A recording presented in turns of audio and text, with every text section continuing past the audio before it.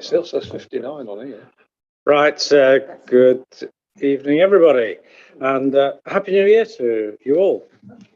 So I hope everybody had good festivities and rested and eager and refreshed, ready to crack on with the new year. So I'd just like to remind everybody that the meeting is being recorded and live streamed on YouTube. So please mind your P's and Q's. And under the local authority executive arrangements, the meeting can be recorded. People may film, tweet or blog, but just to remind you that that is not under the control of the council. And also, can you please do what I always forget to do? Can you please put your phones either on silent or switch them off, and use the microphones whenever you want to speak, otherwise it doesn't get transmitted on YouTube.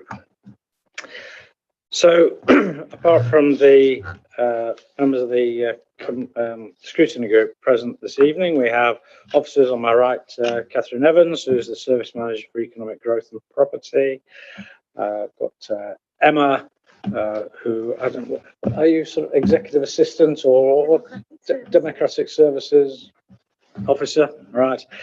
Caroline Saxton, the Economic Growth Manager. Cara Prendergast, Corporate and Commercial Projects Officer. Paul Phillips, Environmental Sustainability Officer. And Phil Marshall, the Principal Policy Manager. So, moving on to item 1, apologies for absence. I think we have Councillor Matt Barney. Any other apologies? No, right. I think we've got 2 empty seats there. Anyway, right. Let us proceed on to item 2, declarations of interest. Does anybody have any declarations of interest? Take silence as no. Item 3, the minutes of the meeting held on the 21st of September. Can I sign those as a true and correct record if I move them? Councillor Cotty wasn't here, so I don't know, Councillor Butler, would you be prepared to second them? Yes, I'll be very happy to second the minutes. Okay, all in favour? Thank you very much indeed. So let's move on to the first substantive item, item number 4 then, which... Excuse me, Mr. Chairman, there were actions in the minutes. Is there any update on those actions, please?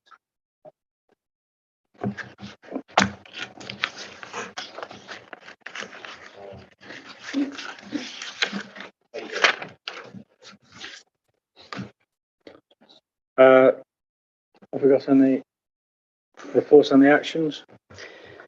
So the first action was to arrange a visit to the fish farm. So I've been in touch with the Environment Agency, and they basically said the best time to go is kind of April onwards. So they are suggesting that there's not much to see at the moment. I don't know enough about it to understand why not.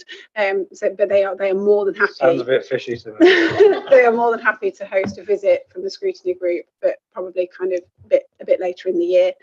And then we've drafted and sent a letter that went a few weeks ago from Neil to the Environment Agency in Severn Trent. I've yet to receive a response, but I'm happy to share the letter with scrutiny group members if that would be of interest. Okay. Yep. Thank you very much indeed. Right. So the item 4, the shared prosperity. So I've just kind of lost my page. Page 9. A second. Sorry about that. Right. So this is a report from the Director of Development and Growth. I don't know, Catherine, do you want to just start the introduction and then we'll pass over to Caroline and Cara? Yeah, so this is an update about the UK Share Prosperity Fund and Rural England Prosperity Funding. So we briefly covered this in the presentation that we did to members at the meeting in September. So this is a more detailed presentation and report about both pots of funding. So Caroline and Cara will be doing the presentation this evening, talking about a bit of an overview about both funds, and then what we've done in year 1 and then proposals for the next year. Okay, Caroline. Thank you. Good evening, everyone. As Catherine said, the purpose of this presentation is to outline the work that we've done to date and seek your input going forward.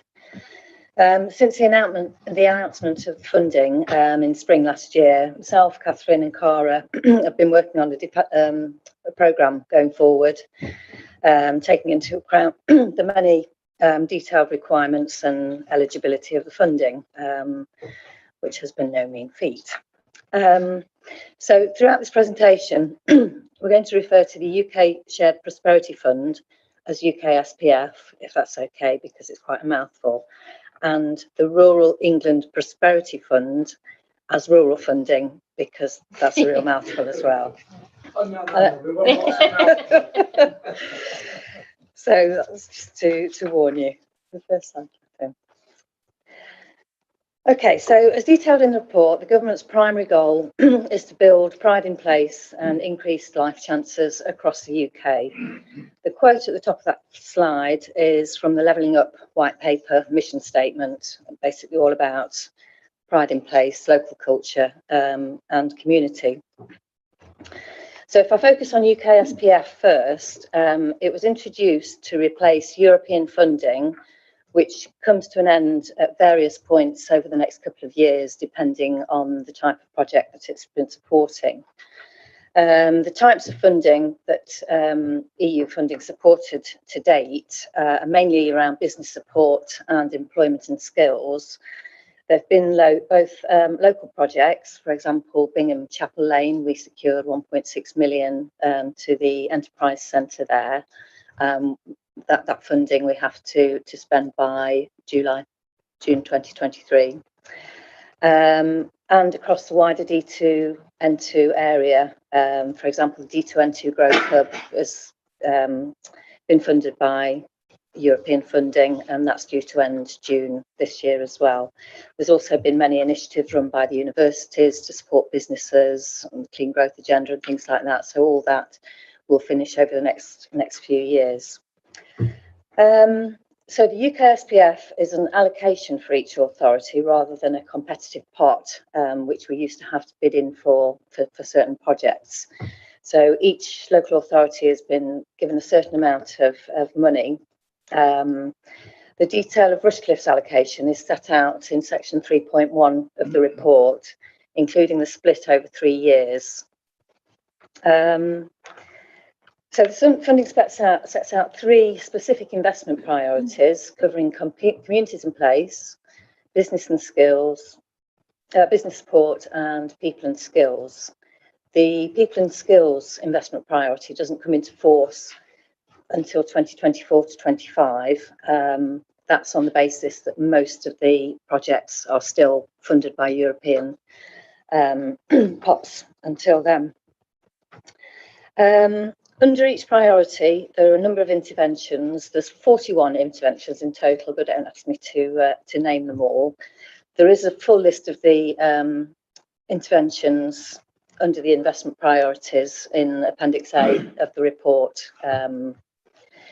And with each of those interventions comes a list of outputs and outcomes that we're expected to deliver against. I don't know how clearly I'm explaining this because it's taken quite a lot of time for us to digest and get to grips with it ourselves, basically. So obviously I can answer any questions later. So with the UK SPF, funding can be allocated to both capital and revenue initiatives, whether they be projects, grants. We can go into a bit more detail about that later on. As part of the criteria, authorities are encouraged to work collaboratively, especially around business support and people and skills, which obviously makes sense from a scale perspective. So at the moment, we're working with colleagues to see what can be commissioned jointly, especially around the business support to sort of replace the gap that the D2N2 Growth Hub is going to leave. In terms of rural funding, it was announced later in the year after the UK SPF and was only awarded to more rural areas. In knots that included ourselves, Bassett Law and Newark and Sherwood District Council. again, we've been communicating with them to see what sort of how they're going to be using their funding and what sort of grant schemes they're going to be running, so that it's less of a sort of postcode lottery, and we can all sort of work on the same page potentially with with joint pots, but we're just exploring that at the moment. The rural funding is a replacement of a pot of funding called LEADER. I'm not going to start to explain that. I'm going to leave. You were talking about the other titles. Yeah. It's in the report. And I've put here, Cara will go into more detail later in the presentation. So the difference with the rural funding, it's capital funding only, and it doesn't start until April this year. So whereas the UK SPF has year 1, which is this year, year 2 starting from April, and year 3, there's only 2 years for the rural funding. Okay, so when producing our investment plan, we had to make sure that the overarching principle has to be aligned with government objectives, so the levelling up agenda, and the UK SPF objectives that were set out in the guidance, but also with the local focus to allow alignment with our corporate plan priorities. So basically the government have allocated this money to focus on our own local priorities. So obviously the priorities in the corporate plan, we need to align any projects and initiatives to meet the needs of the corporate plan. We've also had to take into consideration the diverse needs of the borough. Obviously, there's quite a lot of rural areas, and the focus will be on both business and communities. So we've sought input from all the service areas. I know it's ourselves in economic growth that are leading on this, but it's had to be a joint effort with our colleagues in communities, environmental health, and property services. So it's been a sort of joint effort coordinated by ourselves.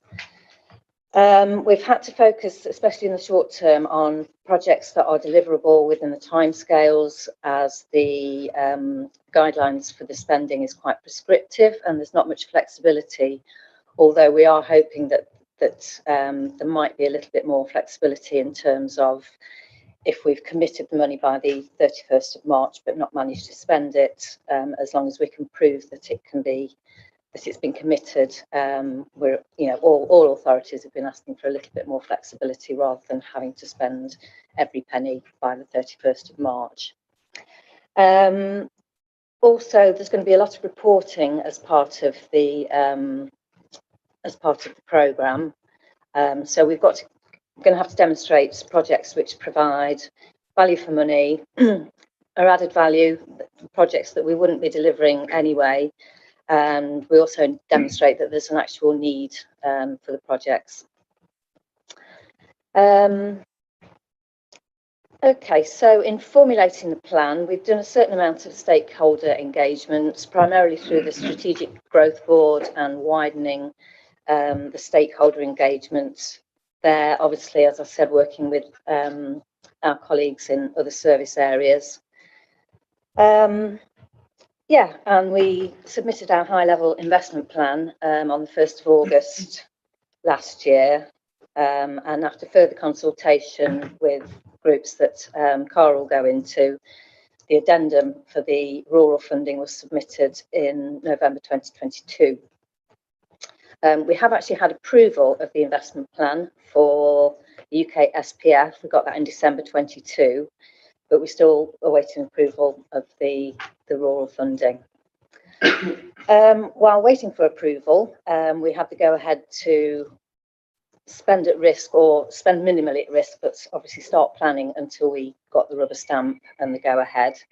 So we've been doing a lot of work with colleagues across the council and prepared a list of projects which both meet the criteria and, most importantly, are deliverable by the 31st of March. We've got to go. Hey? We've got to go now.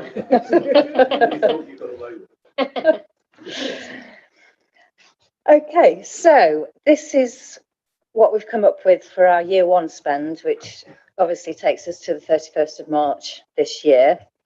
So we've been working with Derek and his team on plans for small benches and shelter at Rushcliffe Country Park to improve the cafe area and the offer that we've got there.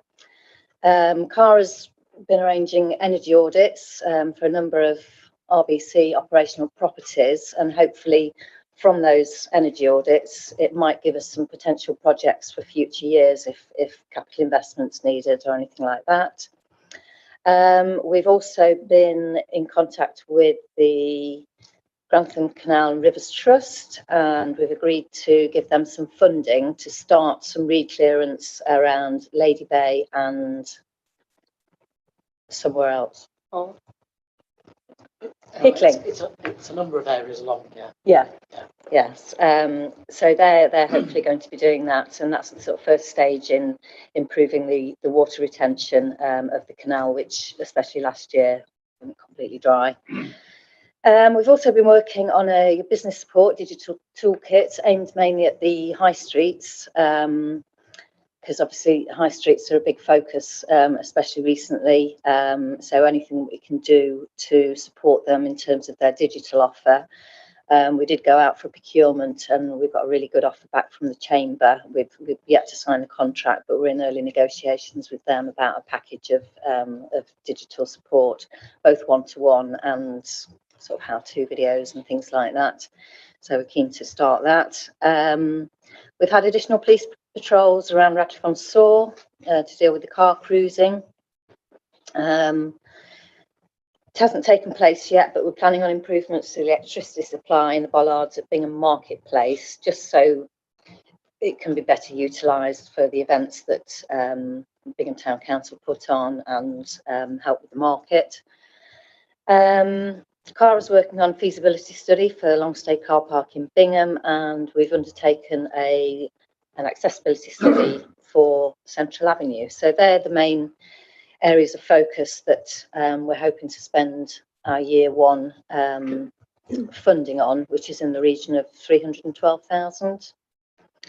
In terms of capacity, as I said, us three are leading on it, but we've just gone out to recruit a project implementation officer, because obviously as the years go on, the amount of projects and the amount of money that we have to spend is going to increase. And we've been speaking with Broxtowe, and I think initially we're going to trial sharing a post, aren't we? So that's on the cards, and that can be funded through the 4% management fee, which we're allowed for the UK SPF funding. Does that get top sliced off this money? Yes. Yeah.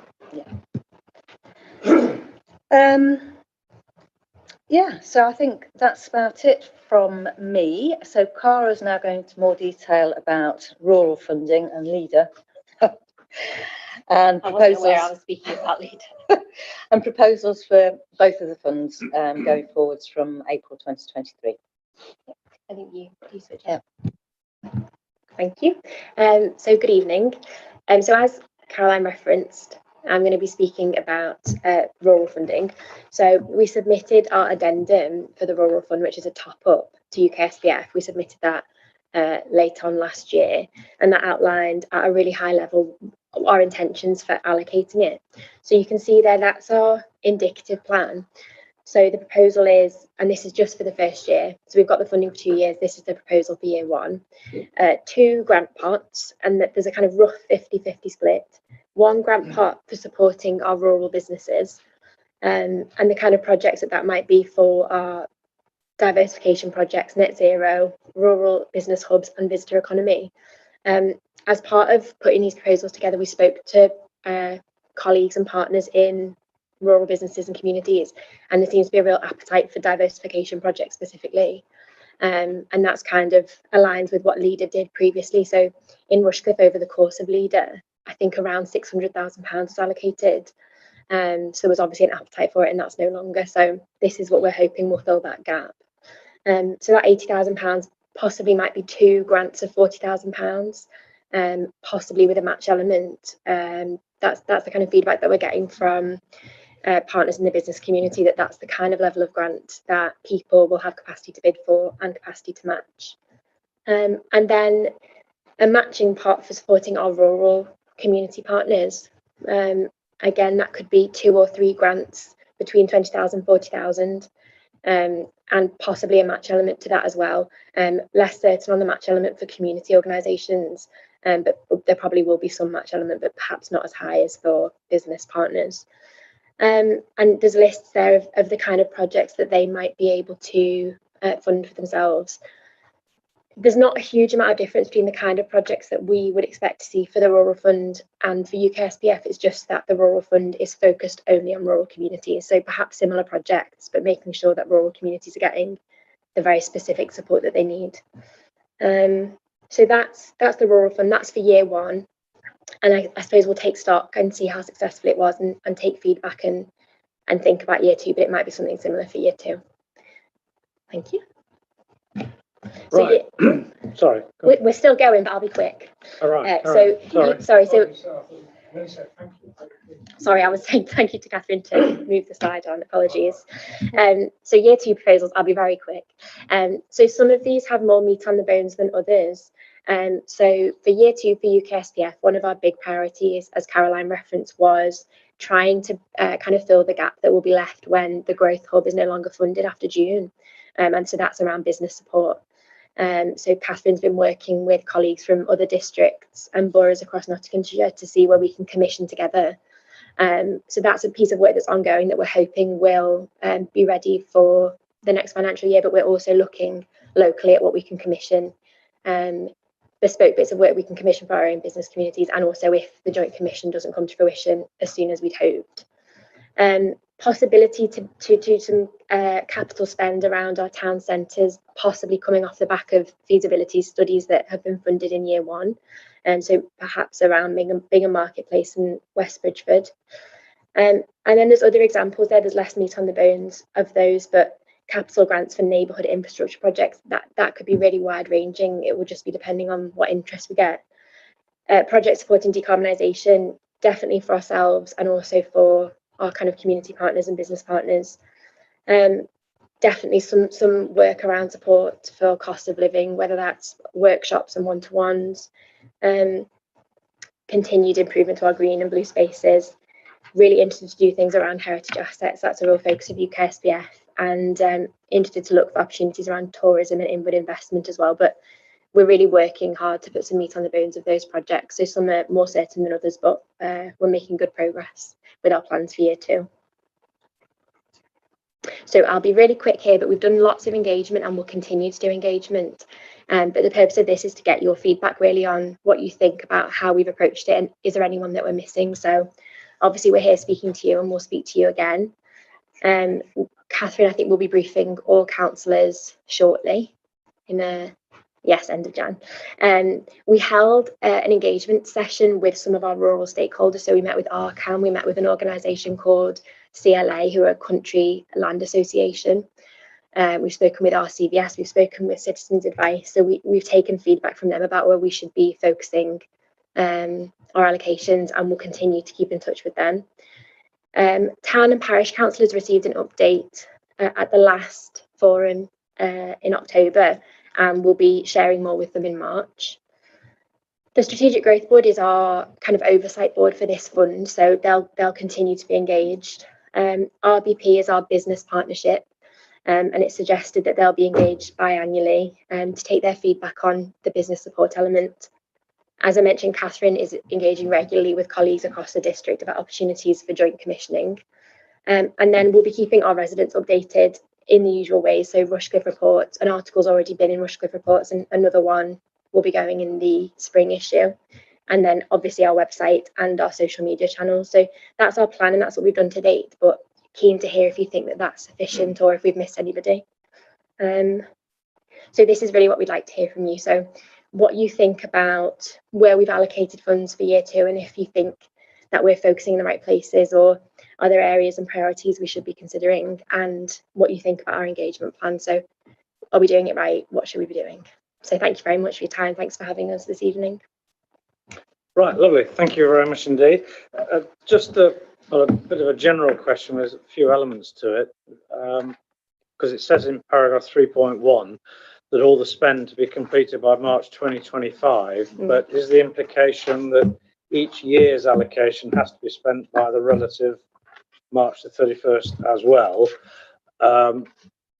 Following on from that, how are the projects decided, assessed? What are the criteria for the projects? Because I'm just, what can and cannot be included? Because I note that, for instance, some of the work related to elements of crime, can different elements be included? And I was just thinking, how far afield do we go? No pun intended. Things like fly tipping or rural crime, and you talk about further works on the Grantham Canal, etc. I'm not quite clear what criteria are available in order to decide what projects can be actually included.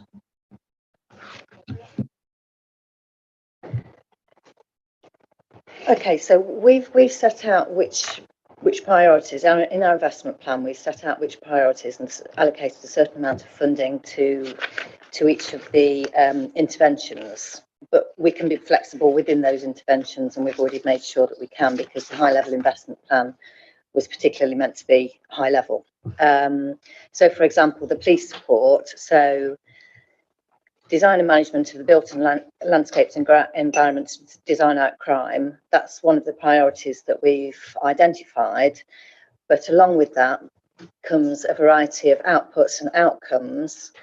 So if we're approached to consider a project under that intervention, we have to ensure that that project is going to be able to deliver the outputs and outcomes specified in the definitions, if you see what I mean. Does that make any sense? Well, yeah, do you mean specified in, are you sort of putting in an internal bid, if you like, to yourself? Or so does the specification, in order that you can have those outputs or those outcomes, are they included in, if you like, the bid for each of those projects?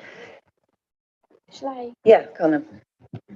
So I think to date, so for year one projects, for example, Catherine and the team have gone out to colleagues and said, this is a specification, come to us and share your project. We'll have a look and see.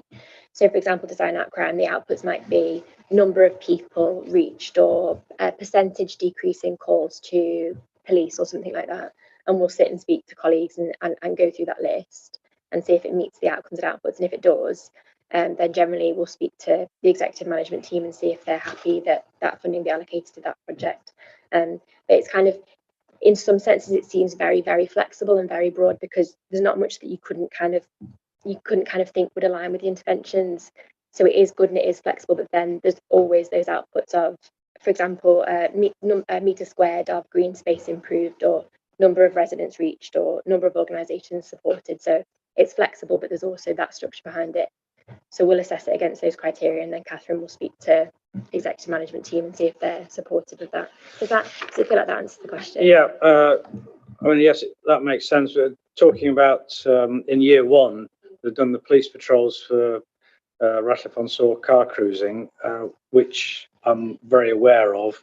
I've had quite a few discussions with the police about that, but there are other areas within within Rushcliffe that also suffer from a similar problem as well. So can projects be repeated, or are they sort of just one-offs? I think so. That particular project was because when we did engagement with stakeholders, one of the stakeholders we engaged with was the police, and they said, could we use some of this funding for police overtime? And we said, yes, that's a possibility, but again, we need to make sure it meets the requirements of the outputs and outcomes and deliver something against those. One of the things they approached us about was this issue around Ratcliffe-on-Soar. So as and when organisations are aware of issues, they can report them to us. I think it's fair to say we as a team have never been so popular. We've spoken to so many people because they know we've got this pot of money. So we're more than willing to talk to anybody about what might be possible and then look at whether or not that particular project meets the outputs and outcomes. And so we've got different processes for different pots of money. So for our internal things that we've done, we have filled out, as you sort of described, the pro forma that says this is what we intend to do, this is what this project will deliver. And then so for in the case of Canals and Rivers Trust, we've developed a funding application form that they have completed to say this is what we are doing with the funding that we're being allocated, to make sure that we're going through the right process as we're allocating that funding. So as another example, for instance, would a project to try and address fly tipping, maybe that would involve the purchase of some CCTV or mobile cameras or something. Is that the sort of project that qualifies? That's on the list. So that's been suggested by Councillor Inglis, that we purchase some fly tipping cameras and then have some revenue pot to support the deployment of those cameras. So that is on the long list of projects to be supported, yes. Yeah, right. Open it up to it, and strange noise, isn't it? Is it jingle bells? Sorry, You missed that. any questions? Councillor Batchelor. Yes, I'm particularly. This is interesting across the board, but in particular on the rural fund side of things. You mentioned that in year one, I think you've got 69,000, give or take, and you suggested there could be 2 or 3 projects for 20 or 30,000. Would there be scope, do you think, if you find yourself having a few more applications than that? Do you think there might be some flexibility that you might have maybe a couple more, albeit for values? There's about 150,000 allocated for the rural fund in year one. So those two pots are an indicative split between projects that focus on community support and projects that focus on business support. So there's a little more than that. Yeah. So I don't think there's scope to spend more than that £150,000 on rural funding in year one, because that's what we've been allocated.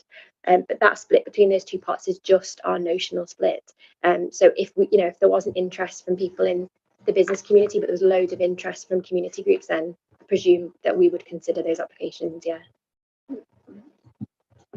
I was just going to say the other thing to say is we have within our UK SPF investment plan identified some areas where we could have capital grant pots, so you could take from those essentially for some projects. That's interesting, and you mentioned as well that you're talking to parish councils and other community groups. I mean, there's a danger of me getting into a bit here for a project I'm thinking of, and I won't do that. But well, I could if you let me, but I don't think you will. And so I suppose the question going through my mind is there a scope for working with a higher level authority on perhaps a joint project? I'm thinking of the county council here and a local project that they're nearly at, but they haven't quite got enough for, type of thing, for a community project. Do you think there is scope for some sort of discussion? Maybe. Yeah. So for a parish council to collaborate with the county council to put a bid forward? Well, again, I don't want to sort of bore everyone with details, but the thought, and I was literally just thinking off the top of my head here from what you've been saying, but I'm thinking of I'm going to be for a parochial, let's be honest. In Copgrave, there's the country park. Yeah. There's a friends group of that park, but of course, as you know, the park is owned by the county council, and so I'm just wondering if would there be any. Did you see any conflict if the Friends, for example, were to come to us and say, can you help us with whatever? And I know what they'll be thinking.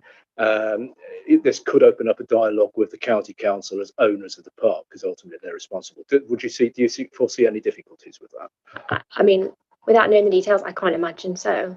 We're working with the county council on other elements of UKSBF, and they're potentially helping us to joint commission work. So there's dialogue with them about other things. I can't see that there would be a problem.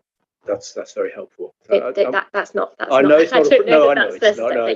No, but basically, what it is the Friends group have an ambition for a particular facility in the park. The county council is keen to have it. They haven't quite got there with the funding, but if there is any way of popping into this, that would be a good joint initiative, I think.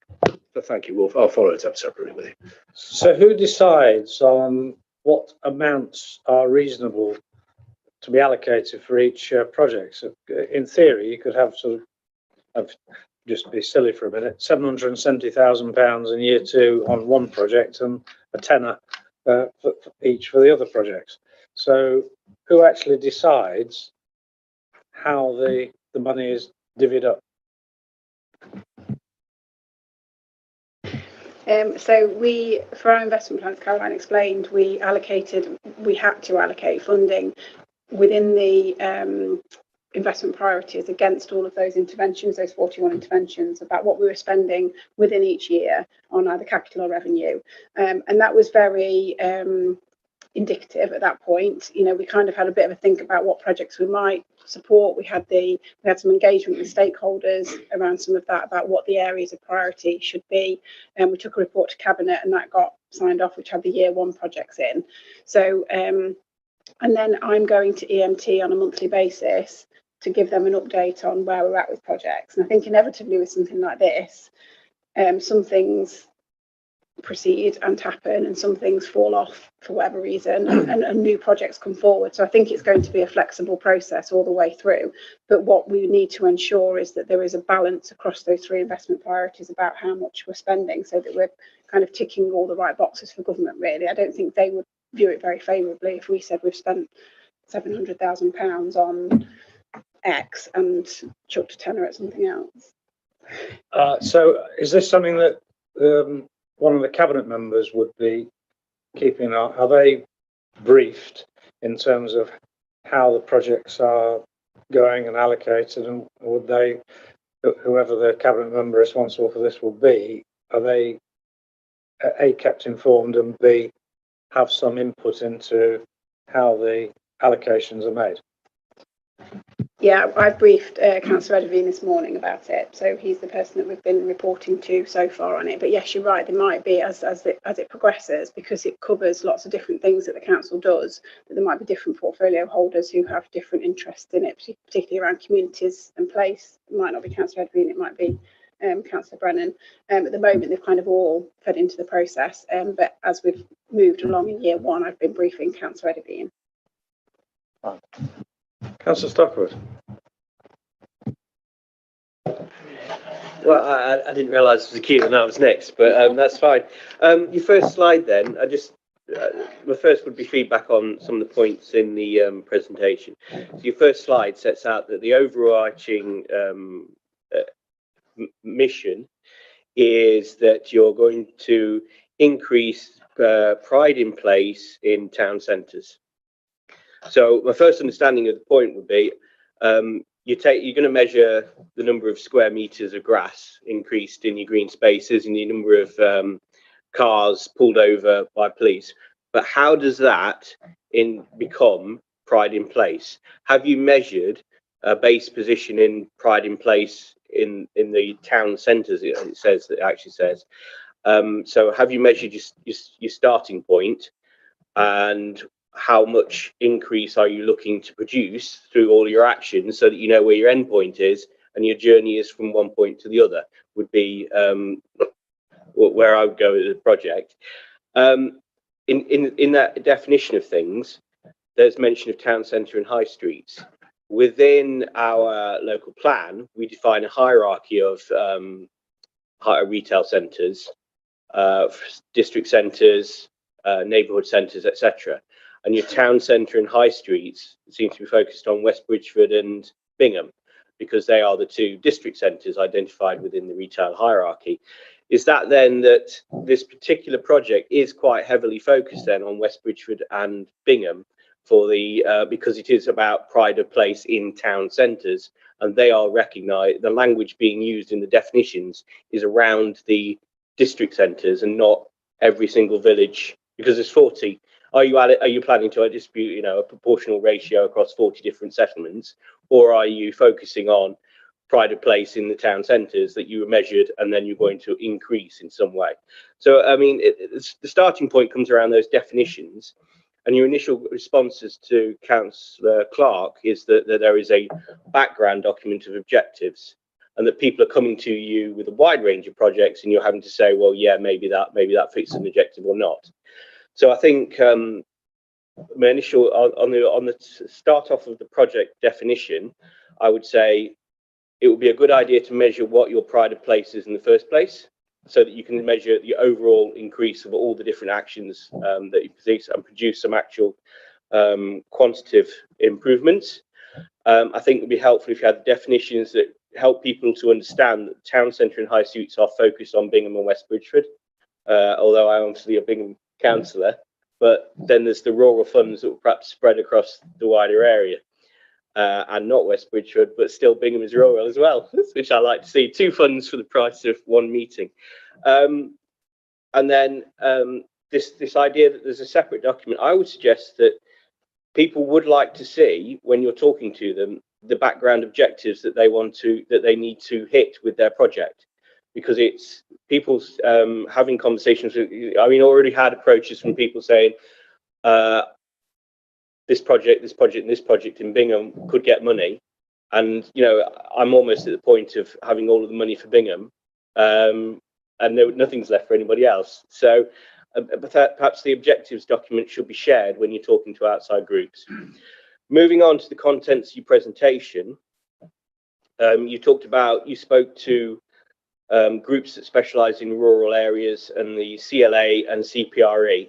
Sorry about that. I'm just carrying on with a block of questions. It's just one chance to speak. But initially, so Bingham is a member of a group called the Rural Market Town Group, which is part of the Rural Services Network.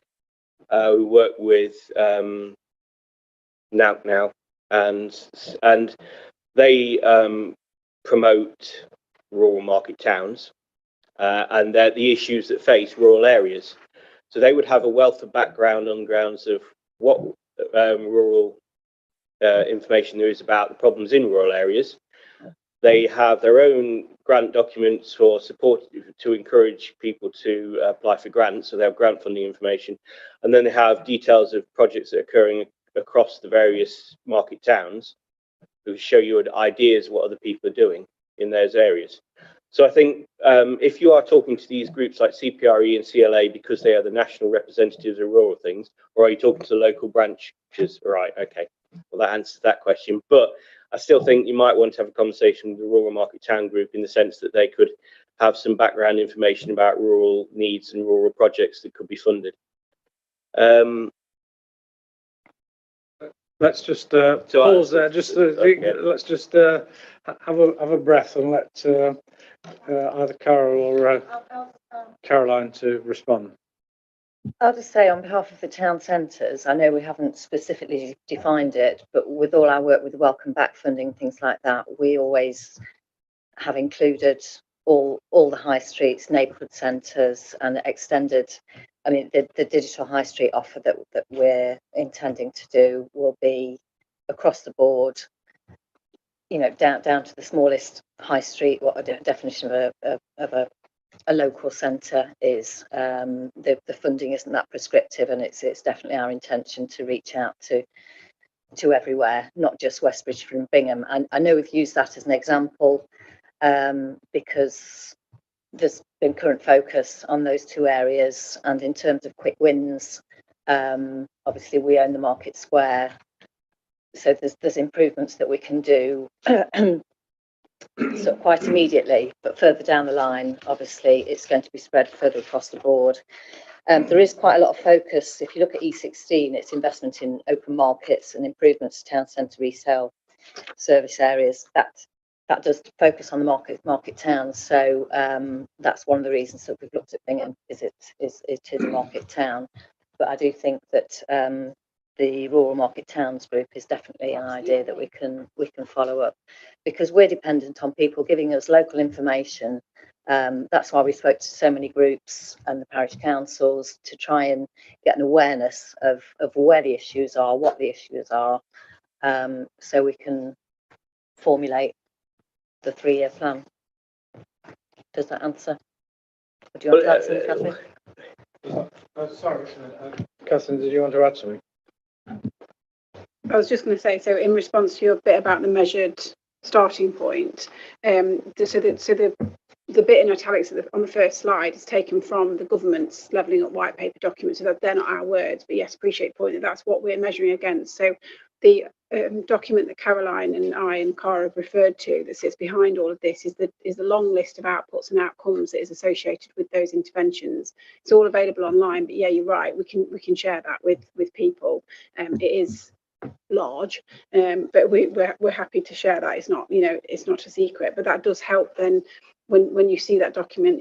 It helps you think about what you need to measure on an individual project level as well. So if you were, for example, making improvements to a community building, there would be outputs and outcomes around increasing the number of users of that building and that kind of thing. So that would involve that organisation that was applying for the fund current usage is, and then being able to report on what the improvement is. I suppose there could be an argument that the resident survey is a starting point around pride in place as a baseline measurement, but we could have a conversation about if we need to do anything else around that. Yeah. Does that answer your? It explains that it's all about the objectives, and we'll count up the objectives as we go through, and it explains that town centres will be a range of things. What you just mentioned there is a digital high street initiative. So all of year one is allocated and is being spent. From years 2 and 3, from 23, 24 and 24, 25, £100,000 plus will be on officer support. And then there are, in fact, some initiatives that we are going forward with.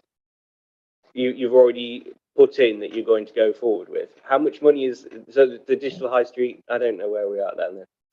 But you just mentioned the digital high street initiative. I haven't heard about that one. Could we just have some? So the £100,000, I think it's about £104,000 over the 3 years is the 4% that we're allowed to use for staffing costs. So that's over the 3 years. If it was £100,000 a year, I'd be applying. Yeah, I know. That's right. It's only 99. So yeah, that's what we can spend on officer time. So we're intending to recruit to an officer post that will be split between ourselves and Broxtowe. We then can use the remainder of that £100,000 to offset existing staffing costs if we wish to. So like our time spent doing all things UK Shared Prosperity Funding. And the digital high street project is we're looking at some business support for high street businesses, and we're looking at making that as online as possible so that they can access short how-to guides and things. So that's why it's digital, basically, is because we want it to be available to them as easily as possible. So webinars, and then, like I say, short how-to videos and guides, but also an individual who will be on our high streets, a bit like we had when we had Ophelia, who will be going into businesses and providing that more detailed one-to-one business support and directing people. So they'll be there providing kind of generic business support to our high street businesses, but they will then also refer some businesses to more detailed consultancy support. So there's a team of about 4 or 5 consultants who the chamber who are working with who do have a digital focus. So if there's a business that the individual is working with that they identify a particular need, they will refer them to have 20 hours of support from a 20? I can't remember. Hours of support with a consultant, so that they get that more detailed. So what I'm trying to Mr. Chairman, is trying to get at is that there is a pot of 3.1 million. £300,000 is gone. £100,000 of that overall will be then sliced off for officer support of some form, and you're down to 2.7, 2.6 million remaining. How much at this point in time has been allocated of that 2.6, 2.7 million? I understand you've broken down the rural fund. It will be done 60, but it seems that there's around 2.6 million at the moment unallocated, in which we're looking for ideas for in the next 2 years, preferably ideas which aren't subsidising the county councils and police crime commissioners funding responsibilities, but actually supporting Yeah, local communities instead. Because on behalf of the councillors who are here who aren't county councillors, I just need to say that there are projects that can be done in local communities that aren't just about county council support and police support or fire support if anybody happens to be on the fire authority. So how much of the money is unallocated at this point in time? Basically, it's All of it. so that all we had to do was that long list of 41 interventions. We provisionally allocated money against some of those, but as Caroline said, that was a high level indicative plan. We can be really flexible with that. It wasn't allocated to specific projects apart from in year one, because we have to spend by the 31st of March, so it needed to be deliverable. So yes, that £312,000 for year one has been allocated but not all spent. And then for year 2 and 3, that's why we're here, really, to kind of, we've got a rough idea of some things that we could be doing, but we're here talking to you and then other stakeholders and then the rest of the council on 31st of January to say, what do you think we need to be? So it might not be a specific project. You might just say, I think you need to be doing something on active travel, or you need to be doing something on wayfinding or tourism, or whatever it might be. You might, whatever your priorities you think. So it's not necessarily project detail. It's just what do you think we should be focusing on as our priorities, and who should we be engaging with? Councillor Cotty will tell you the high price of bicycle lanes, which is what active travel is, in the form of bicycles and pedestrian use, I think, is the new phrase at active travel.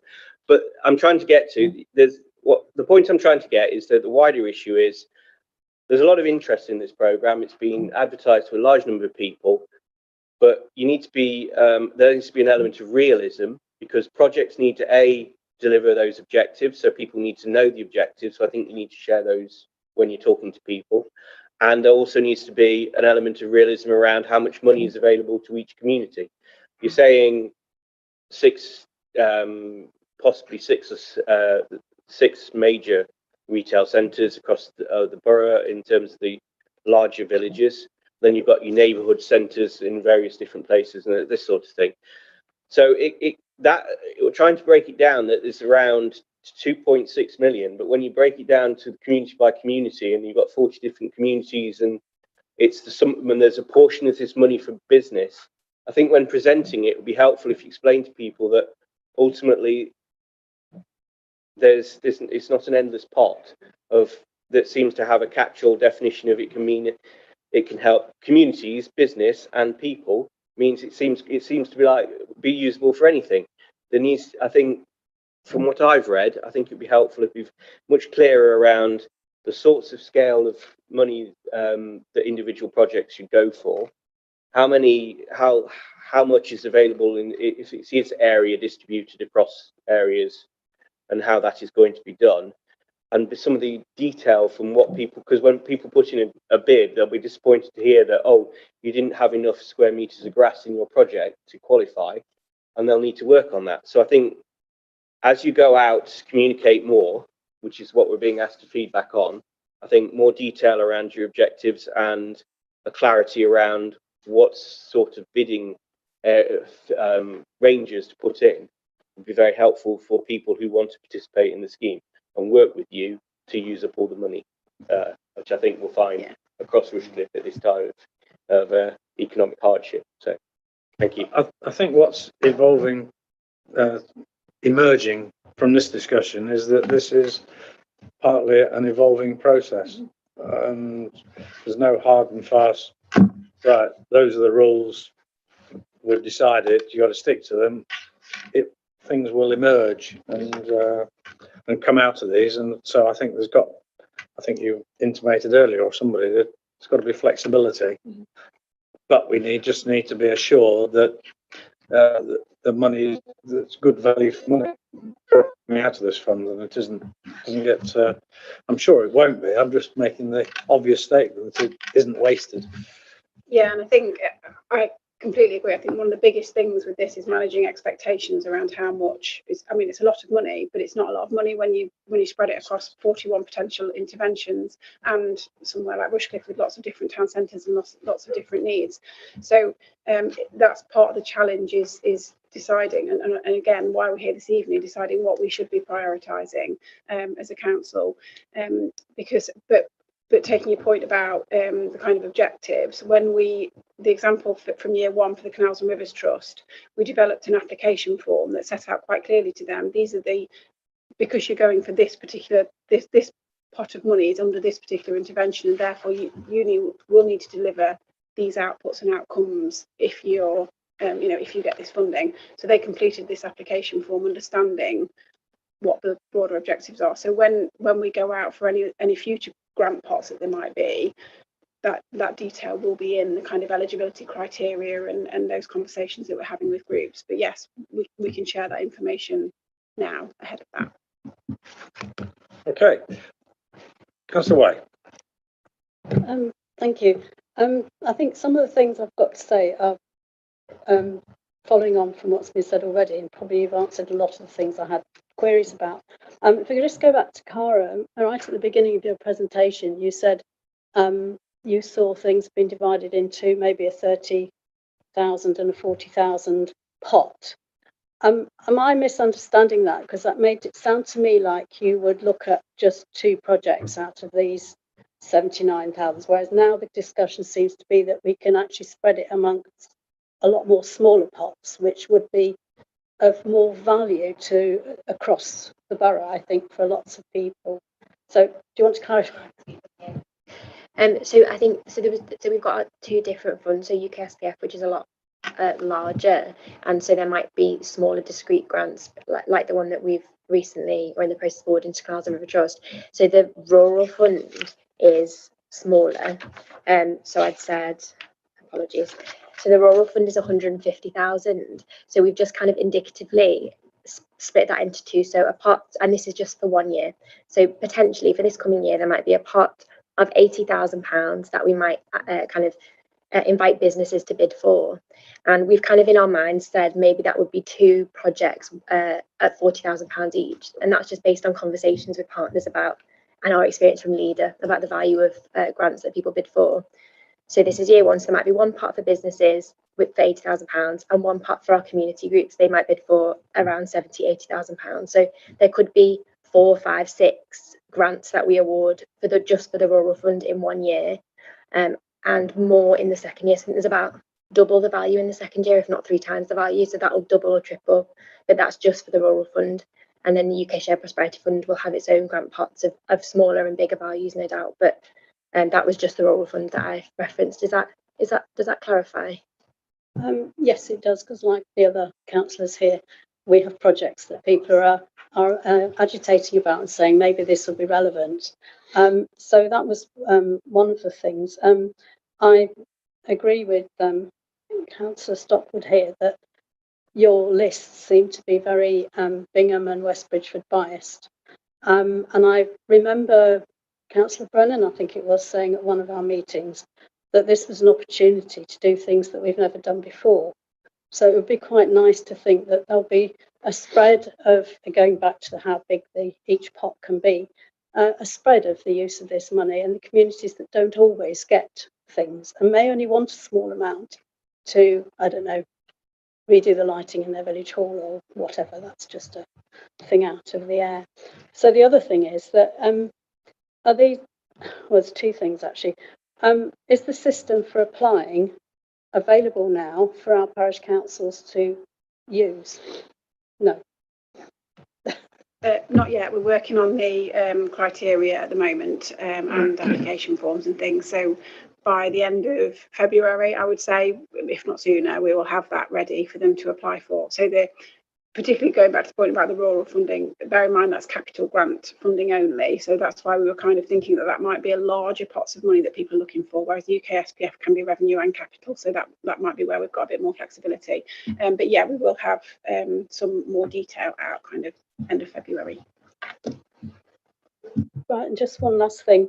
The digital support that you're going to offer, I think, Catherine, you were there when this was said, that maybe there are some people out there who, in businesses, especially startup businesses, and people whose background isn't in any sort of technology, IT and all that sort of thing, who actually need an underpinning training before they can access some of this digital stuff that's putting out there, because that's sort of this level. We know, and I think you were told this at something, weren't you? So you know what I'm talking about, that there are people who perhaps need some face-to-face to actually get started on this. And I wondered if there's going to be any opportunity to get something that's more probably face-to-face, because often I know I need somebody to say, you press this button, you know, not some long blurb about it with language I don't understand. And I think that's why, so the proposal that we've had back for that does include an officer who will be going out, or an advisor who will be going out and visiting businesses in our town centres. So they will be there to have those conversations and help people at whatever stage they're at. And as I said, then there is then some budget to then refer businesses on for that more detailed consultancy advice, depending on what the needs of that business are. So they will assess that. But yeah, they're there to just do exactly what the business needs. So if it is that very basic support, that's what they're there to do. Yeah, I would just make the comment. A couple of speakers have said that it's very Bingham and West Bridgford and Bingham centric. In year 2, they're only mentioned in the first bullet point. The rest talk generally across the board, and it talks about community centres, community support, and it talks about heritage assets, tourism, etc. So I think there's quite a diverse range there of suggestions as far as I can see. So I think it is quite sort of comprehensive across the borough. Councillor Phillips. Thank you, Chairman. I just wanted a few sort of points of clarification, really. The £312,000 in the first year, has that actually been spent or just allocated? And if, for example, the allocation for the police for the cruising, if there's no cruising because it's winter and they don't get to spend that money, can they actually use that money for something else? We talk about flexibility. Could they use it for, say, speeding and things like that? That has been spent. They've done that piece of work. So that money is spent. There is some money that hasn't been spent yet. So if there was a new issue that needed to be raised with the police, then that could be something that we could look at, because I think we have got a little bit of kind of flexibility in this year's budget, but most of it has been allocated, but not necessarily spent. We have spent some, but not all. Right, okay, I think let's draw this to a close. There's some recommendations that are suggested, but I think we've basically, that's what we've been doing for the last hour or so. I just wonder whether the recommendations would be something along the lines of that we can approve that the projects suggested in the report go forward for further development and assessment, and maybe that we agree with the stakeholder engagement plan, but leave it open should any other possible bodies come forward that will be appropriate, that we can add those to the list as and when. I mean, does that make sense? Yeah. So, I mean, to me, I think this is an incredibly important line of funding, and I think it's important that we actually tell the public that this is happening and is ongoing, and that there is investment taking place in their communities, which is ongoing. And I think that we've got to make sure that we do, and I think it's already been suggested, but communicating with all the communities around the borough so that they are aware that that this is available. Councillor Stockwood. points. One, there was a national group called the Rural Market Towns Group, and I suggested that it could be widened the stakeholders to talk to them. In terms of your stakeholder list, the actual parish councils aren't mentioned. It's the Town and Parish Forum, clerks and chairs only. And so, although I'm not a West Bridgeford councillor, I do aware that the West Bridgeford council is often asked about what happens to unparished areas and people who aren't invited to the Town and Parish Forum. So I understand that they have some kind of group called the Local Area Forum. The Local Area Forum, yeah. Of whatever reputation that group has. And so I think the unparished areas, which also includes beyond the parish councils, you might want to find the relevant group within each of those as well. And I think they should be named because not everyone goes to the Town and Parish Forum. So perhaps you should be proactively disputing to each one of those groups, including unparished areas, I think, rather than just the Town and Parish Forum for those community issues. Thank you. Yeah, well, that seems fair enough to me. So, are you happy with formulating those recommendations? Because I think that it's important that we continue with this work, and we don't want to lose any of that funding. That's for sure. We don't want to lose a penny of it. So, okay. So if everybody's happy with those recommendations, all in favour? Yeah. Okay. Thank you for that. Thank you, Caroline and Cara. And I think you're going to be sidling off, are you? Is that a new word? Yeah. Great. Thank you. Right, so let's move on. So when I found the page, here we go.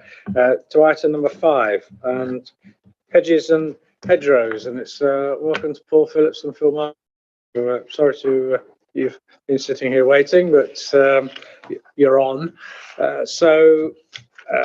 Hedges and hedgerows, very important that we are seen to be preserving them, and it's an important part of the environment.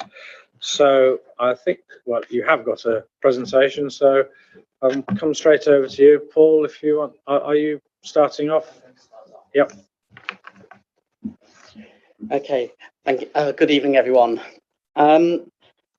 As you will be aware, the council passed a motion last year to protect and enhance hedgerows in Rushcliffe.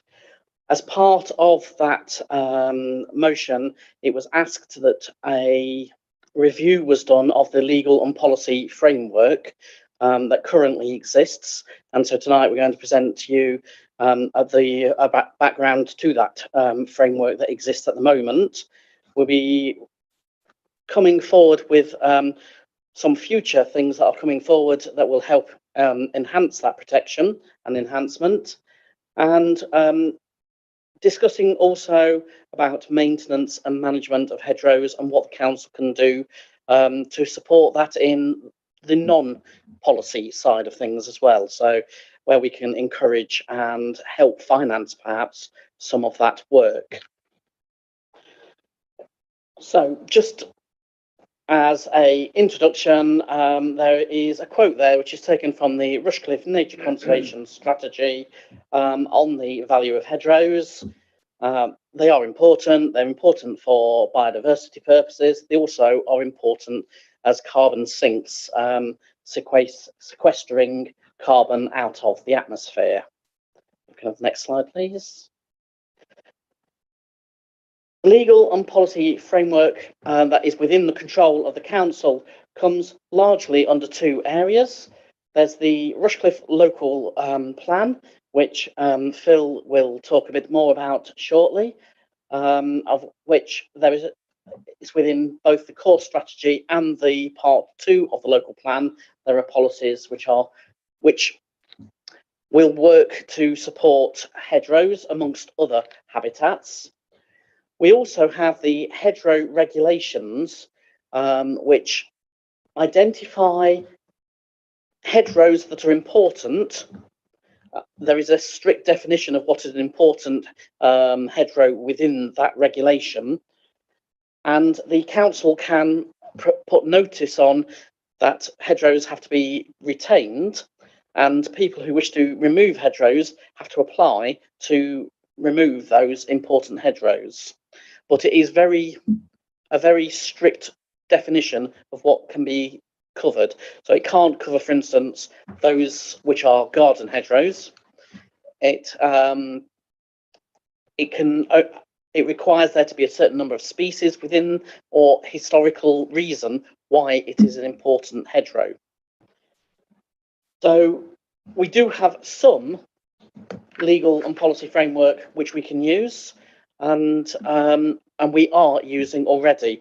There is more detail about where we've got to within the accompanying report, and as far as the hedgerow regulation goes, they are dealt with by Tom Pettit in our estates team. So if we go to the next slide, and I'll pass over to Phil.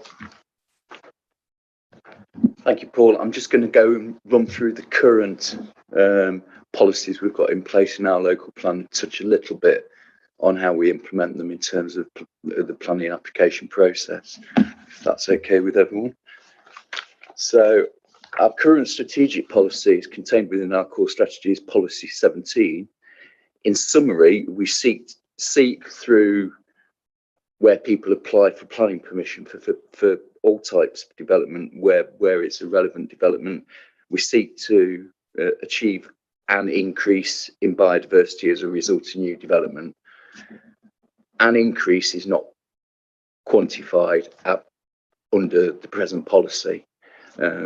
Paul will touch on something called biodiversity net gain that's going through other means later on in relation to sort of how we could potentially quantify an increase in biodiversity. Okay. We also seek to ensure new development provides biodiversity features and improves existing biodiversity features. Existing biodiversity features and new biodiversity features will include hedgerows amongst all other things in terms of green infrastructure on site. So you've got trees and hedgerows and grasslands and things like that, and pond and wetlands as well into the mix. Okay, we have a more local policy within our second part of our local plan. What our local plan does, based on evidence produced both by Rushcliffe and across Nottinghamshire in general, is we have a policy in our plan that identifies specific biodiversity opportunity areas across the borough. And within those areas, if we get a planning application within those areas, it gives us the mechanism to seek specific types of improvements to biodiversity. So what's been identified as important within those areas, we legitimately can go to them and ask for improvements to those elements that are important. Also, outside of those areas, it doesn't mean we just ignore biodiversity. We can seek to achieve net gains in biodiversity, which does repeat the core strategy policy, but primarily through the creation, protection and enhancement of habitat, including hedgerows. Okay, so I mentioned that we have these biodiversity opportunity areas mapped that cover quite a significant proportion of the borough. So, for example, there's an area around Eastleek and Stamford Hall, and the most important things within those areas that's been identified, it's not identified hedgerows, but it's identified grassland and woodland, and it's given within our local plan, it's given a brief description of what's there and what we'd see to improve. Okay. Just briefly touching on implementation, which is of course consideration of planning applications.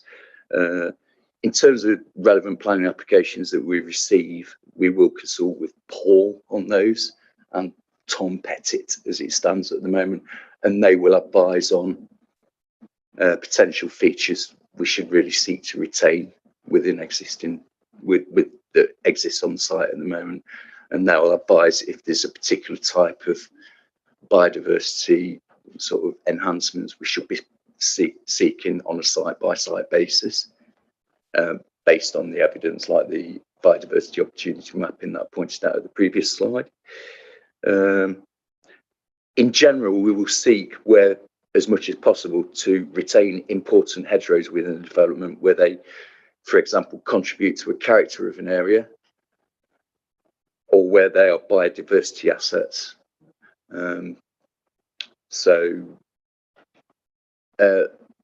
We can't protect them in all cases. For example, if we've got a local plan allocation for development and you need to provide access to the site, and the only way to provide the access with the visibility is to go through the hedgerow, then that might be a reasonable case to lose part of that hedgerow in terms of the overall scheme.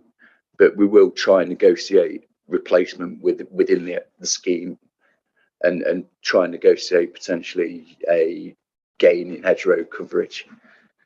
Okay.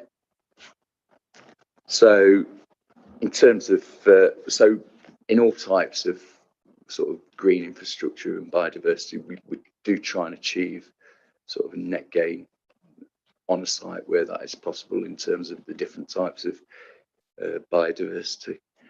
So that's a brief rundown from what exists in the planning system at the moment.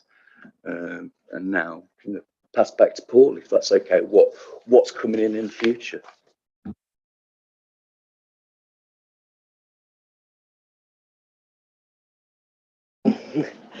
As Phil has already mentioned, biodiversity net gain is something that we seek where possible at the moment under the local plan. However, under the Environment Act 2021, there is going to be a legal requirement for biodiversity net gain through planning, through land planning. It currently hasn't been enacted under that act, but is expected to be enacted by November 2023. Now, biodiversity net gain requires that the natural environment is in measurably better state than it was beforehand. The picture on the right-hand side of the slide very sort of briefly sets out what that means. So if an old style planning application might be, you take a piece of land, you remove what's on there and you build a block of flats on it, which leads to a net loss. So, more recently, there's been an attempt to achieve no net loss, which is where you take that same piece of land, you build the block of flats on it, but you then provide a piece of green infrastructure somewhere else. The latest requirement is going to be that when you remove that piece of land, you need to try and provide some biodiversity within the development. And if you can't achieve the same amount of biodiversity after you've built the development than you had to start with, you'll have to find somewhere else to improve biodiversity afterwards. There is a metric that has been developed by Natural England that measures, as a way of it measures how much biodiversity there is to start with on the site, and then how much is there after the development. Under the legislation, there is going to be a requirement to be at least 10%. It can be more than 10%, but it must be a minimum of 10% gain measured by that metric that Natural England have provided. This is done in 3 ways. It has to be for general habitats, for hedgerows or lines of trees, and for riversides. So within the biodiversity net gain requirements that are coming in, there will be a requirement, if there was hedgerows on that site at the start, that there must either be 10% more in quantity or quality at the end of the development. We are currently seeking to gain 10% where we can, but at the moment it's not a legal requirement. So some developers may turn around and say they cannot do it, and that so we are negotiating at the moment with developers to try and achieve at least 10%. As I said, once this becomes law, which we're expecting in November, it will actually be a legal requirement. Next slide. Monitoring is a difficult area because currently we have no baseline of the amount or the condition of hedgerows in Rushcliffe. However, I've been doing some research, and an estimation of hedgerows across the UK has been produced by one of the UK science groups, and we're looking into purchasing that data so that we can do an estimate of what we currently have.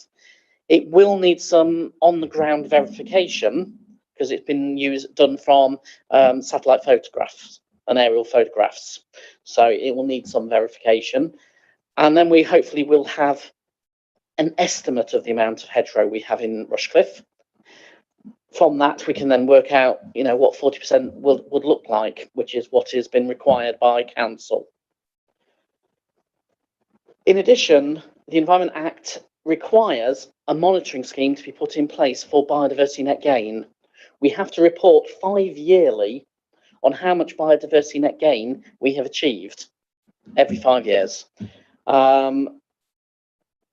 And we do currently record all hedgerow removal notices, and where we produce a hedgerow retention notice, we record all of those.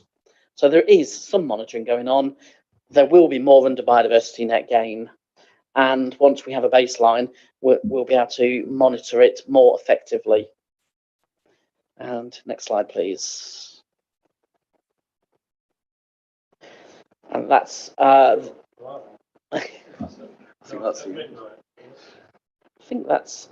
yep, that we are at the end. Just the one point that isn't covered under the slides is we do, of course, provide tree grants at the moment, and they could be widened to support hedgerow planting, which we aren't currently covering under the tree grants that the council provides.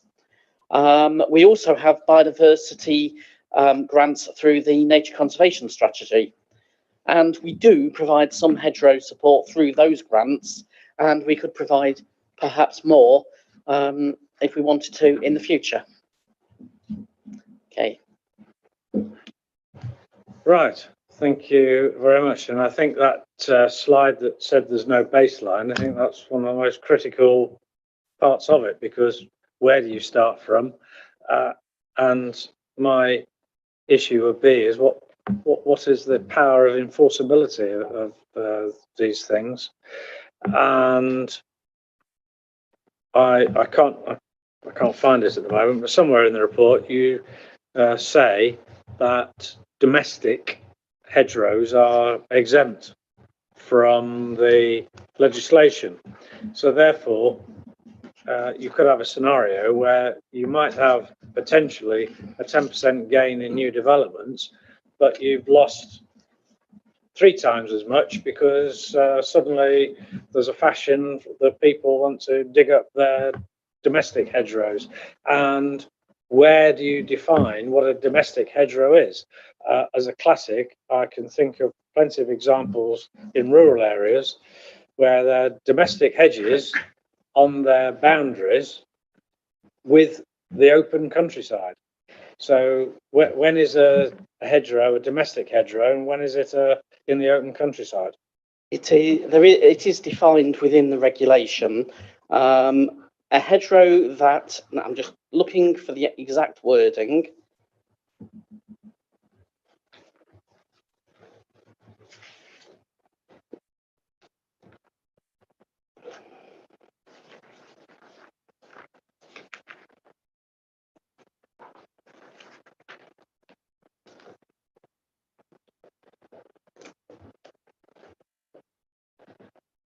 There's some specific wording. If it is the boundary to a property, to a domestic property, to a house or residential property, even if it is on the edge of a field, it is not covered by the regulation. If it is outside, away from a domestic property, then it is covered. But it has to be over a certain length. There is a length which depends partly on if there's two hedges that come together, it's a shorter length. If it's just a single hedgerow, it's a longer length. But it is very, as I said, it is very closely defined within the regulation what we can cover. So yeah, no hedgerow that is the boundary of domestic property is included within that regulation. I mean, I just think this is fraught with confusion because there seem to be more exceptions and get-outs clauses than there are within the intention and ambition of the legislation to actually provide more hedgerows. I mean, small bird population is probably the most obvious, but there are lots of different mammals and wildlife that live in hedgerows, not just small bird life. Councillor Stockwood. Thank you very much, Mr. Chairman. Planning system's got lots of different laws and policies in it. I think that applies to a range of different things, from advertisements through to hedgerows. In terms of the recommendation on page 33, paragraph 8, there's a part C and a part D. I don't know what part A and B were, but you know, we'll never know now. But in part C, all the exceptions. they were except request a future scrutiny item to be presented. Right, so that's saying that we believe that at some point in November 2023, new legislation will be brought in. We will have to monitor and report it, and we will do it by a report to scrutiny. So I think that's fairly safe, to be honest, because we're saying that if the law is implemented, we will work out how to implement the law because we're legally required to implement the law. So I think the first part would be quite a safe recommendation there to make. So I think it comes down to the current advice about the management and maintenance of hedges, and suggest additional promotional opportunities and groups to engage with is where I would perhaps suggest there might be some more focus around some points. You've identified, so I've got 4 themes to talk about. First of all, your existing policy. You've identified that you've got a local plan policy, which you've described. My questions would be, do you feel that the local plan policy has been successful? Has there been any problems identified?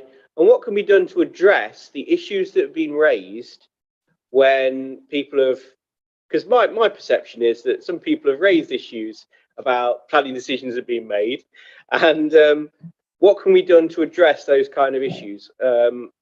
Is it that we are entirely dependent on the new legislation coming in?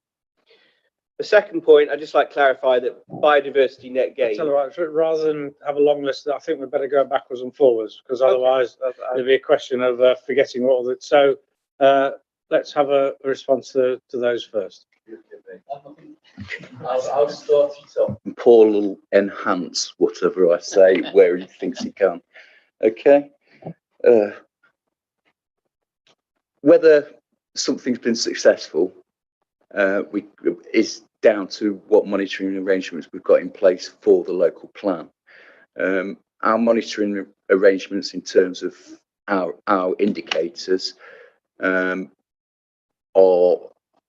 quite, it's something I really should have touched on in the presentation, are reported through our annual monitoring report, but it's not specific to trees and hedgerows. It's specific to whether you've achieved creation of new open space through new development. So it's something where the monitoring within our own local plan monitoring report might need tightening up. And also, if something's been successful, it can be down to local perception as well, you find. I mean, in terms of what Paul's requested on specific schemes and whether he's secured it, that's an opinion for Paul to sort of elaborate on. potentially if he's got any examples that he can think of. That's right. The success of the current local plan is we achieve what is set out within the local plan. Whether the local plan could be more demanding is also open to interpretation, because of course it has to pass external verification through the planning system. It has to meet the requirements of the planning legislation, which themselves are quite restrictive on what we can put and cannot put in. Would I like to see more? Yes, of course I would like to see more. Whether we can actually enforce it is another matter entirely. However, I do think this biodiversity net gain does give us a mechanism that will enable us to be much tighter on what we're requiring, and we'll need evidence that they are achieving it, and it's a measurable evidence, so we will actually have figures to demonstrate what we're going to get. I think a lot of it does come down to the new legislation that's coming in will help us to take this issue forward in a positive way. I wish I shared your confidence. Well, Councillor I think in order to be, constructively approach the recommendations, I think what's been said is that we've had a planning policy and it's been implemented as we understand it, and perhaps moving forward there'll be more reporting as part of the BNG stuff. But to be clear, my second point would be the definition of clarity around biodiversity net gain is that it will apply to new applications. It's not something that will apply to people who are already building. So just to be absolutely clear, as where we are on existing planning applications, we generally had a policy to try and do something about increasing biodiversity, and some people may feel that's successful or not successful in local views. Going forward, biodiversity net gain will apply to new applications, and that the new monitoring system, which will be discussed at the next scrutiny, this future scrutiny point, will be relating to new applications only. So I just want to be, can I have that point of clarification? That's my second point. Well, I think the answer is yes, isn't it? Yeah. Yes. Well, I'll just, so moving forward then, we've talked about there is a body of information about what's going on and how to communicate more about things. At this point in speech, in press scrutiny about the council's work, we go back to the open data stuff and the fact that there is a plan of the green belt published by this council available on open data API sites, and that this sort of information about where we are protecting hedgerows and where we are not protecting hedgerows could all be presented on a map along with all your TPOs, along with your green belt definition, and you could make that available publicly. And there should be a project going on it was part of the last round of planning policy updates that it was all going to be digital and have all of this information on board. So I really think that body of work should be coming forward, and I believe that one data set that we could be publishing would be the hedgerows data set, what we're protecting and what we were unable to protect. And I think that should be in there along with greenbelt, TPOs, and whatever else information, because I mean there's those biodiversity opportunity areas that I think would be a great asset as well. So that's my third point. I want to see publication of that digital program coming forward. I think you've got an answer. Did you just say it's already happening? So we are working on a project. So it came to previous scrutiny when Tom did his presentation about tree preservation orders and having a digital map that residents can access. So yes, we are working with providers of mapping systems, and I think it's something that we've got the capabilities to do already with the software that we've got, that we just need to switch something on. But so yes, we are in the process of sorting that out, so we will have something in place. Yes, well, I keep coming to scrutiny and speaking in favour of that, making that information available to the public so the public are aware of these things and they can actually find that information. So I've talked about where we're at in terms of policy, how the BNG, I think you're going to have another scrutiny. So I agree with the first point of the recommendation, and it applies to new applications. I've said how we could publish more information. And my final point. Your fourth point. Yeah. Yep. What's in terms of scrutiny and growth? It's the recommendation is additional promotion opportunities and groups to engage with. Well, but one of the points you just raised there in your speech, and it's in the report, is that if there were more grants and if the tree programme worked towards hedges, then that would be an action that this council could take to do more than just what we're doing now. Because yes, we will do what we're legally required to do. Yes, we've implemented our policies thus far. Yes, we will do what we're legally required to do. But what can we do more as a great council is we could provide more grants and we could turn trees into support for hedges. How much do you think those sorts of projects would cost, Mr. Phillips?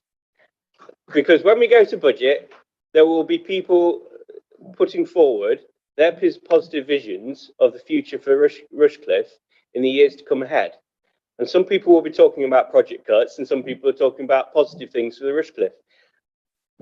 How much, what kind of impact we make? I mean, you can always say it's an infinite sum, but what do you think would realistically start making a difference to hedgerow provision in terms of grants and hedgerows, trees to hedgerows? Currently, we are spending £12,500 per year on trees, purely trees. That doesn't cover hedgerows. I would have thought you could spend the same again, very easily, on hedgerows. And the biodiversity net, the grants through the Rural Nature Conservation Strategy Implementation Group. Yeah. They could go up from £5,000 to £10,000, could they? Yes. So at £17,500, we can make a substantive change to the increase to the availability of hedgerow as a revenue cost. We £17,500 per year, and that somebody could go to budget next in March and say, I'd like an amendment asking for £17,500 a year because I believe in more for hedges for Rushcliffe. Thank you. Just checking that point. Thanks very much, Mr. Phillips. Yeah, I think the more important question is, can you tell us exactly how long is a piece of string? Unfortunately not. Right.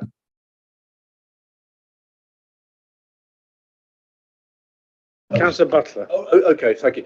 I'm just interested in the monitoring of new developments. When there's been a requirement and we've gone out to monitor, have we had many situations yet where they haven't achieved the necessary BNG? And yes or no?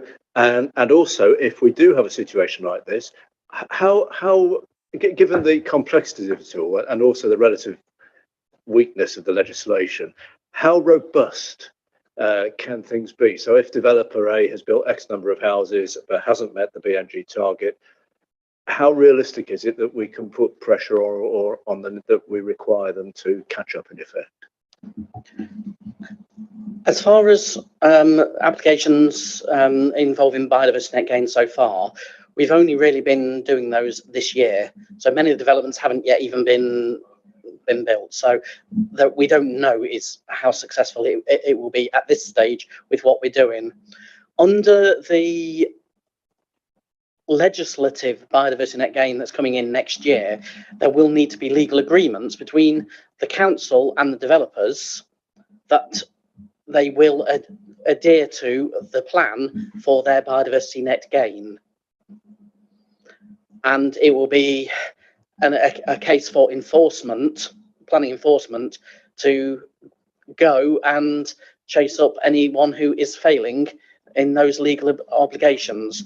So it will require legal obligations such as Section 106 or conservation covenants to be put in place for every planning application for biodiversity net gain. And if they're not, what are the sanctions?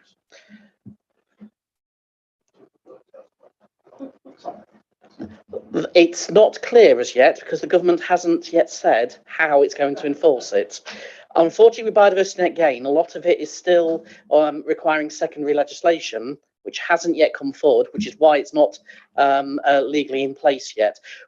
The government is promising that it will be out, they said early this year.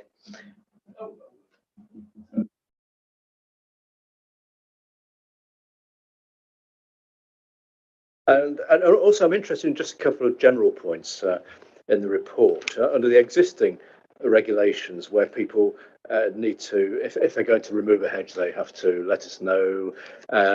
Have we had many cases of people claiming not to know that they have to let us know? I.e., in other words, have we had hedges removed that we haven't been notified of or given authorization for? And if so, what have we done? Well, I am aware that Tom Pettick has dealt with cases where there have been hedgerows removed with who haven't notified us, and I know that Tom Pettick has put in place a requirement that they replant those hedgerows. It has happened. I don't know the details myself, but it does happen. Yes. So that was my main point. The fact is that it's a serious point, and the fact is that people, it's like any legal thing. Ignorance of the law isn't, or the rules is no defence, is it? So the fact is, if someone has removed a hedge and they shouldn't have done, then we have the powers and also the will to ensure that it's rectified. So that's encouraging. Yeah, thank you. Councillor Way. Thank you, Chair. As you can imagine, I've got quite a lot to say about this. The motion to council was about protecting hedges, and I realise there's a distinct definition of a hedgerow. But about the borough, there must be other rows of hedging that may not come under the definition of hedgerows. So my attempt at the motion was to try and protect some of those as well in some way. I was interested that you used Stamford Hall as an example, and I'd just like to know if you've visited there recently. I recommend you do. You might see a huge change in the landscape. When they have, under current rules, which I think the biodiversity net gain isn't, I get the impression isn't a legal thing, but people at the moment, as I understand it, are able to buy their way out of that and have it done somewhere else. Will that be outlawed in the new regulations? Will they have to actually come up with the goods themselves? There's 2 points there. I'm going to ask Phil to address the point about Stamford Hall, because it's not something I know anything about. Can you highlight? It might be something that I'm not passing a book, but it might be something you need to speak to whoever dealt with the previous planning consents on that site to investigate whether they're adhering to their landscaping scheme. And if they're not, we can take enforcement action if there's something within the landscaping scheme that they agreed to. So, okay. Yeah. On the point of biodiversity net gain, they can provide biodiversity net gain off-site under the new legislation. It is set out within the legislation that off-site provision will be provided. What there must be is, as I said, a greater amount than there was to start with, or a better condition, not necessarily a greater amount. It's either a greater amount or better condition of the hedgerows. So, for example, if a developer was going to develop a site, and there's 1 kilometre of hedgerows on that site, afterwards, either on that site or provided at another site where there wasn't a hedgerow, there must be 1.1 kilometres of hedgerow. So yes, they can still provide it off-site under the new legislation that's coming in. Thank you. I wonder if during planning application discussions, there can be more conditions on the amount of hedge that they can take out. Again, from the motion I put to council, you remember I said that there was a building site where they said they needed enough to get 2 lorries passing each other with the visibility displays. but that turned out to about 200 metres, which I understand they've just replanted, and I haven't been to look to see what it consists of yet. But that seemed an unnecessary amount to be taken down. And in our policy, Local Plan Part 2, it says ensuring habitats are bigger and better and more joined up and not isolated is one of the most important factors in maintaining biodiversity. So the bigger the gap, the more damage you've done to that corridor. So my question is, do you see a way of tightening up on planning applications with conditions about how much hedging they take out? To be honest, this would be something a planning officer would have to weigh up on a case-by-case basis, i.e. the importance of trying to retain as far as possible the existing hedgerows versus whatever highways say in relation to highway safety and distances. So in the short term, in terms of achieving the safe access, which is also part of national policy for any planning application, there may be in some cases then it being necessary to remove more of the existing hedgerow at the start during the development of the scheme. So that's probably about as much as I can add at the moment.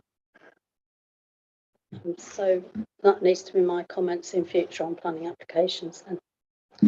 Please, yeah. And in terms of adding trees to the hedging to the tree policy, I think that would be a good idea, because there's I think people feel they haven't got room for trees in their garden, but they might be prepared to try and plant something that's smaller, even if it doesn't become a whole hedge. They might put some hedge type plants in that are less overwhelming. And I'm sure our local tree warden will be extremely in favour of that as well. And having said all that, I'd like to thank you and Mr. Pettit particularly for all the hard work he does on this, and he's been enormously helpful lately. Just one last thing, the gathering of information, I just wonder how much input councillors could have into that, in telling you what there is in their local area, and being more aware of what's possibly disappearing in their local area. And if we input that into your information, hopefully that would make your task a little less onerous and be divided up between a lot more people. Thank you for your very positive comments there. We do try and do our best to support tree protection and hedgerow protection. And we certainly have had members of the public asking for smaller trees than the trees we have been providing through the tree scheme. So you're correct in suggesting that that would be very popular. Yes, the help of councillors and the tree wardens in identifying what trees and hedgerows we have is certainly something which would be helpful. And once we've got a baseline of the hedgerows within Rushcliffe, it may be something that we can do is getting people to do that ground truthing of looking at what the hedgerows are and what condition they're in. There is a assessment methodology, a standard methodology that is used for assessing hedgerows, and we could maybe do training in how to do that assessment. So yes, any help in doing it would be much appreciated. I think I can certainly find some people in my area who'd be interested in doing that. That's great, thank you. I think Councillor Ware's comments, I think local knowledge is vitally important, and particularly in relation to trees, hedgerows, but in lots of aspects of planning and whatever. So yeah, I think the local knowledge input is very important. Councillor Phillips. Thank you, Chairman. I just wanted to ask a question. If there was a new road building, would that be exempt from the biodiversity net gain? And an example of this would be when the tram came through Compton Acres, we lost 1.1 miles of wildlife corridor, and the trees that were replacing that corridor were, well, most of them are dead now, and we had some exchange land, not in Rushcliffe, actually in the city by Silverdale, where most of the trees are dead there, and we have to maintain them. So,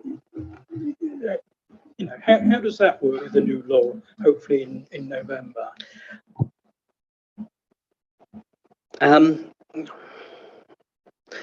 With the requirements that are coming in, they have to actually be maintained for 30 years, and it has to be monitored for 30 years by the developer.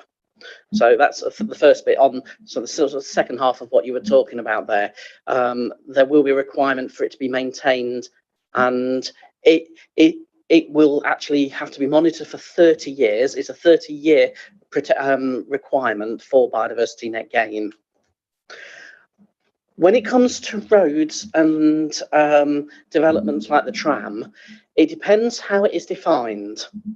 If it is defined as a national infrastructure project, they do have to provide biodiversity net gain, but the implementation date isn't November 2023.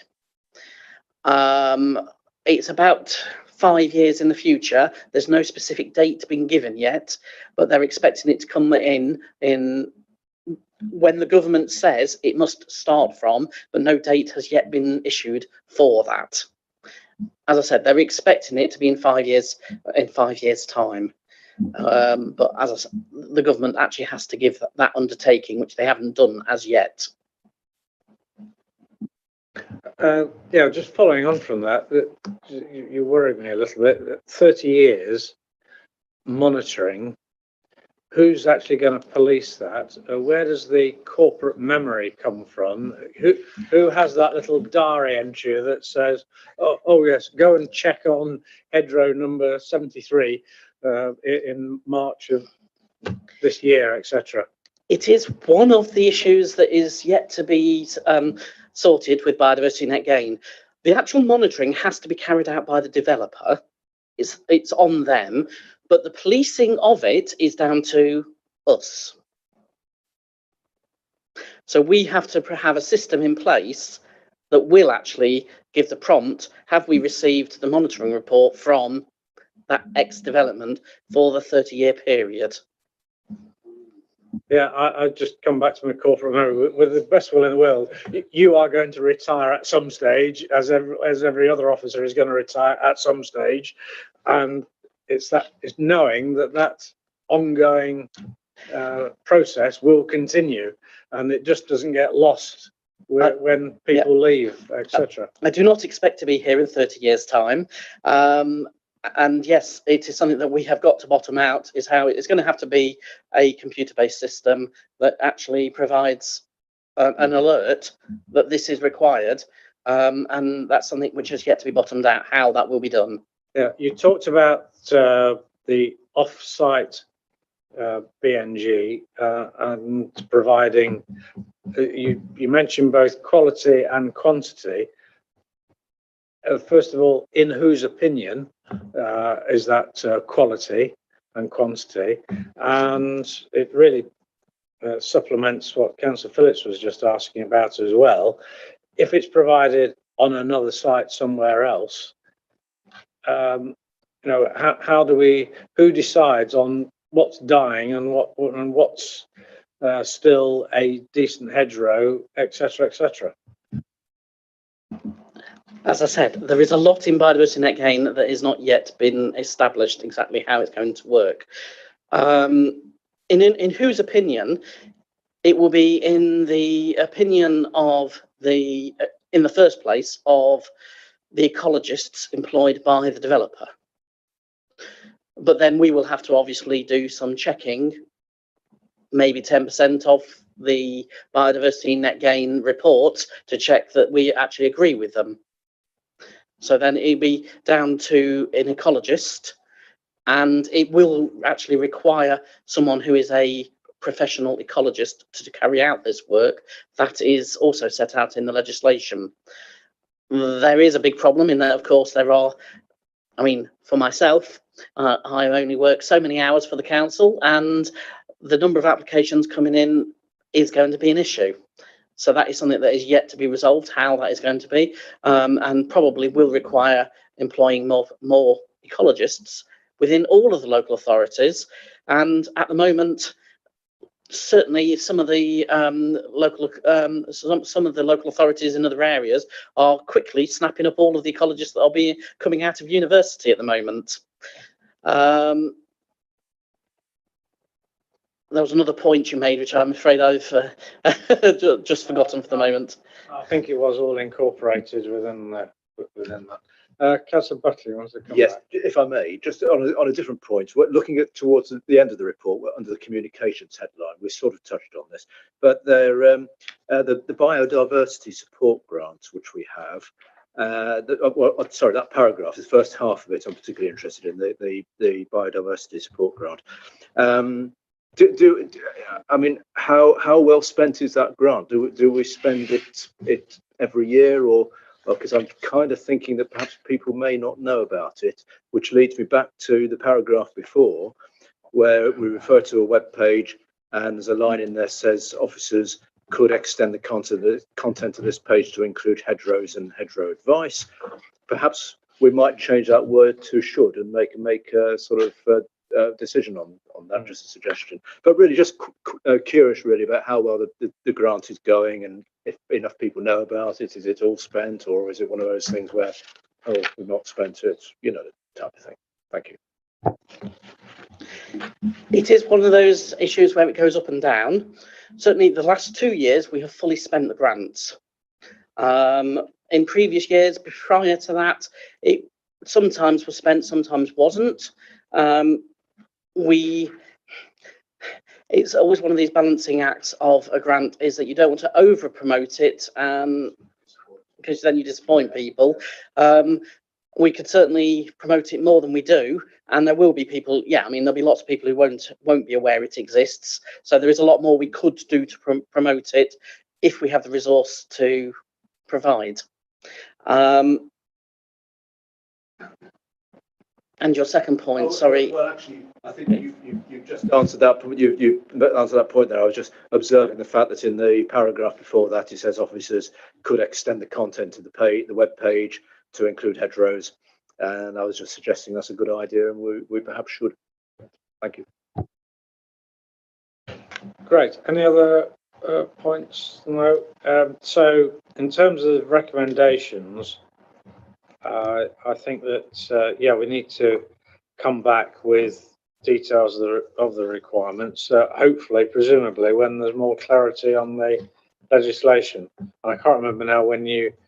I mean, obviously, you've got the exact date that clarity will be coming, haven't you? Yeah. It was early 2023. That's what I thought. Yeah, the exact date. Yes. Okay. But what we ought to do is add in enforcement in that first recommendation. I think we ought to say monitoring, enforcement and reporting, because at the moment we're just basically noting and looking at things and not actually acting. And hopefully in time we'll be able to actually act on the legislation. Otherwise, what's the point of it? In terms of the second recommendation, then I think that's probably a bit like the first item. That's an ongoing, if as and when the opportunities occur, and as and when anybody thinks of groups to engage, then let's add them in.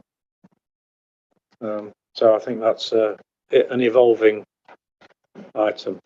So is everybody content with those recommendations? You also added this about the websites. Yep, sure. Any sort of approximate wording? Perhaps review, update the website, and ensure that full information is given about hedgerow protection, or words to that effect. Yeah. Okay. Yep. Is everybody in favour of those? Yep. Okay. I'll just make the observation. I don't want to put in the recommendations, but also make the observation in the previous item, rural funding. Maybe there's an opportunity we look at the opportunity for people to make applications for contributions towards establishing new hedgerows, which could be something to be looked at. Because I am concerned that we are losing hedgerows all over the country, which loses wildlife. Right, okay, thanks for that, and thank you, Paul and Phil, very much indeed for your contribution, very valuable, and please keep up the good work. That takes us to our final item, item 6, a very lengthy work programme, which at the moment I think just consists of March, with updates on the fair and development. Are there any other items? I can't remember now. And this was an example, but I think there are other scrutiny group meetings where we've said we've come back with other information. Maybe it's worth looking at if there is something else that could be brought back as an update. But apart from that, I think it's again, it's ongoing. Sorry, Councillor Way. Yes, thank you, Chair. Is there any chance of us revisiting the items that we had on open space fees on new estates? Yeah, I think what we could do is let's see what the progress is on that and where we've got to as to whether there is something meaningful that could be brought back. Yeah, it's worth checking on that progress for sure. I think we wrote a letter to several ministers ago. Can you name them all? No, I think it was. No, I'm joking. Yeah, it was as long ago as it was the MP from Newark. Robert. Robert Jenrick. Yes, right. and I think we've had several incarnations We since have then. indeed. So it could be worth repeating that, I think. Okay. Yep. All right. We'll look at that. Fine. Great. Okay. With that, I think that brings us to the end of the meeting. So thank you very much indeed for your attendance. Thank you to officers. And as I say, let's keep up all the good work. Declare the meeting closed. Thank you.